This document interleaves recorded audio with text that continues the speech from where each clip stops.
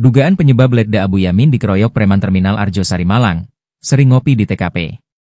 Kasus pengeroyokan yang menimpa perwira TNI AL, Letda Laut, PM, Abu Yamin di Terminal Arjosari Malang pada Kamis, 26 Juni 2025, sekira pukul 19.30 WIB masih bergulir. 6-5 orang pelaku yang diduga preman masih belum tertangkap semua, hanya 3 orang yang berhasil diringkus. Sejumlah pertanyaan muncul tentang penyebab kekerasan itu terjadi hingga Letda Abu Yamin, anggota polisi militer Lantamal V Surabaya mengalami luka-luka di bagian wajahnya. Menurut Juari, seorang pedagang asongan di Terminal Arjosari, Abu Yamin dikenal sering berada di Terminal Arjosari selepas dinas. Ketika sedang libur pun, korban juga sering datang ke terminal.